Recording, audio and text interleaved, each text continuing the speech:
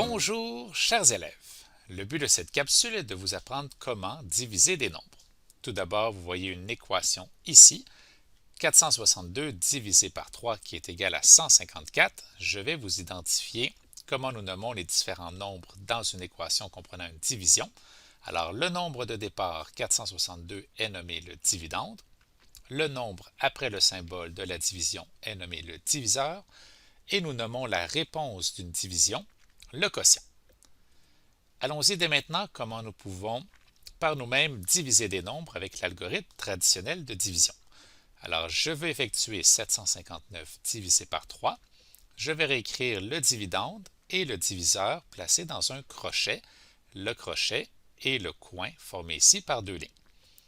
Je vous encourage dès le début à trouver les multiples du diviseur. Dans cet exemple, les multiples sont ceux de 3. Alors, 1 fois 3, 3, 2 fois 3, 6, 3 fois 3, 9, et ainsi de suite. Ces multiples, déjà trouvés, nous faciliteront la tâche lorsque nous calculerons notre algorithme. Alors maintenant, je vais commencer par le premier chiffre à gauche dans mon nombre, donc le 7, qui est à la position des centaines. Je vais me poser la question, combien fois mon diviseur, donc combien fois 3, est plus petit ou égal à 7? Alors, si je regarde dans mon tableau des multiples, il s'agit du 2 fois 3 qui me donne 6, qui est plus petit que le 7.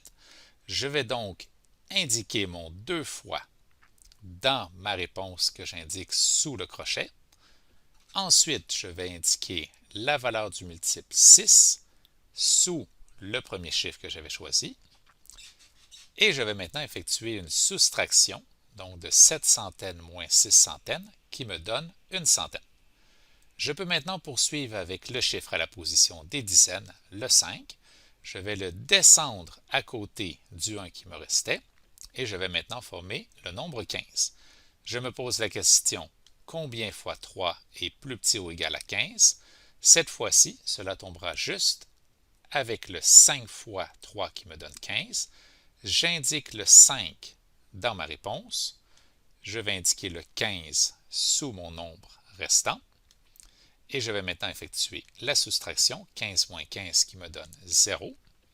Je suis maintenant au chiffre à la position des unités. Je vais le descendre où je suis rendu dans mon calcul. Il s'agit du 9. Je vais me demander combien fois 3 me donne 9. Et cela tombe juste avec 3 fois 3 qui me donne 9. J'indique donc le 3 fois dans ma réponse, le 9 dans mon calcul. 9 moins 9 me donne 0. Ce qui signifie la fin de ma division. Ma réponse est formée par les chiffres que j'ai indiqués dans ma réponse ici sous le crochet, ce qui forme le nombre 253, qui sera le quotient de mon calcul. Allons-y avec un deuxième exemple. Je vais effectuer 268 divisé par 4. Je vais indiquer mon dividende et le diviseur dans le crochet. Je trouve maintenant les multiples de 4. Je veux commencer par le chiffre à la position des centaines, le 2, et je me rends compte que 4 est plus grand que 2. Je vais donc, à ce moment-là, prendre les deux premiers chiffres pour, dans cet exemple, prendre le 26 et me demander combien fois 4 est plus petit ou égal à 26. Il s'agit du 6 fois que je vais indiquer dans ma réponse.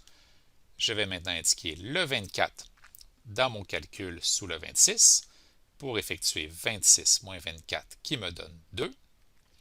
Je suis rendu au chiffre à la position des unités. Je le descends à l'endroit où je suis rendu dans mon calcul. J'ai maintenant le nombre 28. Combien fois 4 est plus petit ou égal à 28? Il s'agit exactement de 7 fois 4 qui me donne 28. Je vais donc indiquer mon 7 fois dans ma réponse, mon 28 dans mon calcul, et je vais effectuer 28 moins 28 qui me donne 0.